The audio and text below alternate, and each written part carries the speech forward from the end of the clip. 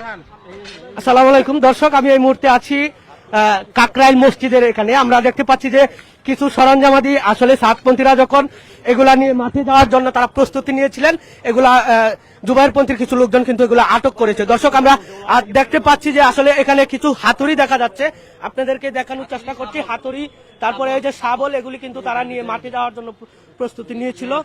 দেখেন অস্ত্রপাতিগুলি আসলে অনেক, এগুলা দিয়ে কিন্তু মারামারির জন্যই তারা আসলে তারা ওইখানে যাচ্ছিল। আচ্ছা, যারা আটক করেছে তাদের সঙ্গে আমরা কথা বলবো। কথা বলেন। আচ্ছা, এগুলা কোথা থেকে আটক করেছেন ভাইজান বলেন? আমরা এটা আধা ঘন্টা আগে হাইকোর্টের যে একদম মেন গেট, হাইকোর্ট জাতীয় ঈদগার যে সামনে কদম ফোয়ারা, সেখানে একটা জামাতের একটা গাড়ি আমরা পাই, একটা গাড়ি পাই পিক আপ। সেখানে দেখি এরকম ভারী অস্ত্র। জিজ্ঞেস করলাম আপনারা কোথায় যাচ্ছেন? বলে আমরা যাচ্ছি মাঠে। মাঠে যাচ্ছেন কি হিসেবে?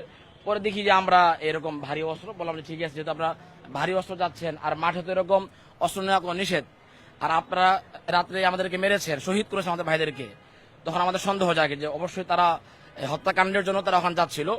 তখন আমাদেরকে ধরে জিজ্ঞেস করি আপনারা কোন জায়গা? তারা বলে আমরা ক্যানিগঞ্জ থেকে আসছি। তাদেরকে আমরা জব্দ করে পুলিশের সহায়তা আমরা এখানে নিয়ে আসি। ওদেরকে আমরা 3 জন সাথী পাই, এবং যে সাথীগুলা ছিল তারা আসলে সহজ সরল, তারা এর সঙ্গে জড়িত কিনা আমি জানি না শিওর, তবে তাদেরকে বুঝাইয়া নিয়ে আসছে এখানে, বা অথবা হতে পারে যে ওদেরকে মাধ্যমে অস্ত্রগুলো তারা ঢাকা নিয়ে আসতেছিল। আচ্ছা, এখানে তাদের কোনো সাথীকে আপনারা আটক করেছেন? ওদের 3 জনকে আমরা নিয়ে আসছি, এবং ট্রাকের হেল্পার ড্রাইভার সহ আমরা নিয়ে আসছি। এখানে মুরব্বীদের এখন সেফ জোনে নেওয়া হয়েছে। দর্শক, আমরা দেখতে পাচ্ছি, আমরা জানি আসলে যে ইজতেমার মাঠে কিন্তু হাড়ি পাতিল এবং খাবার সামানা এগুলাই কিন্তু নিয়ে মাঠে যাওয়া হয়, কিন্তু আমরা দেখতে পাচ্ছি যে সাতপন্থীর লোকের কিন্তু দেখতে পাচ্ছি অনেক বড় বড় শাবল এবং হাতুড়ি। দেখেন এই যে আমার হাতুড়ি গুলো তারা নিয়ে এগুলা কি করবে? আমরা জানি যে ইজতেমার মাঠ কিন্তু ইতিমধ্যে আমরা জানি যে সামান সবকিছু কিন্তু রেডি করা আছে। তারা উপরের সামান যা যা প্রয়োজন, আসলে হাতুড়ি এবং ফাইবের কোনো প্রয়োজন নেই, সেখানে কমপ্লিট, সেখানে টয়লেট আছে, সবকিছু আছে। এই যে ফাইভ গুলাও আমরা দেখতে পাচ্ছি, এগুলাও কিন্তু আসলে তারা আক্রমণের জন্যই কিন্তু তারা এগুলা নিয়ে গিয়েছিল। আমরা দেখতে পাচ্ছি যে কোন গাড়িতে করে, আপনাদেরকে দেখানোর চেষ্টা করছি। আমরা দেখতে পাচ্ছি এই গাড়িতে করেই কিন্তু তারা হামলার উদ্দেশ্যে ওই মাঠে রওনা হয়েছিল রাত্রে, কিন্তু সকাল বেলায় কিন্তু তাদেরকে আটক করেছে। কিছুক্ষণ আগে এই গাড়িটি কিন্তু আপনার সচিবালয়ের সামনে থেকে, ওই সচিবালয়ের সামনে যে ঈদগাহ মাঠ আছে, আমাদের কেন্দ্রীয় ঈদগাহ মাঠ, সেখান থেকে কিন্তু এই গাড়িটা আটক করেছে এবং এই সামানগুলি আটক করেছে। আমরা আরো জানি যে এই সামানের মধ্যে কিন্তু একজনের নাম্বারও দেওয়া আছে। এটা আমরা শুনতে পেরেছি যে এটা কিন্তু কেরানীগঞ্জ থেকেই তারা এই মালামালগুলি নিয়ে আসছিল। আমরা দেখতে পাচ্ছি এখানে কিন্তু ইজতেমার মাঠের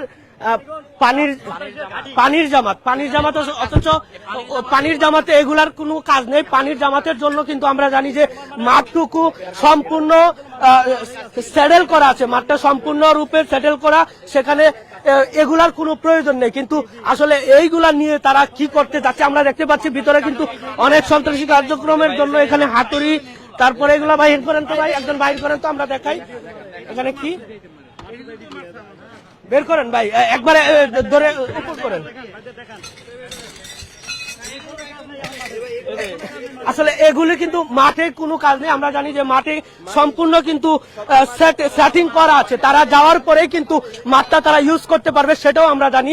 আমরা আরো জানি যে গত বছর আমরা জানি যে 1 ডিসেম্বর কিন্তু আবার তারা হামলা করেছিল, সেটাও কিন্তু আমরা শুনতে পেরেছি, মিডিয়ার মধ্যে দেখতে পেরেছি যে 2018 সালে 1 ডিসেম্বর কিন্তু তারা হামলাটি আবার করেছিল। আমরা দর্শক আপনাদেরকে ভিতরে যারা আছে তাদেরকেও দেখানোর চেষ্টা করব, যাদেরকে আটক করা হয়েছে তাদেরকেও দেখানোর চেষ্টা করব। এই হচ্ছে আমার কাছে বর্তমান পরিস্থিতি। পরবর্তী লাইভ পাওয়ার জন্য আপনারা চ্যানেলটি সাবস্ক্রাইব করে পাশে থাকার অনুরোধ জানাচ্ছি।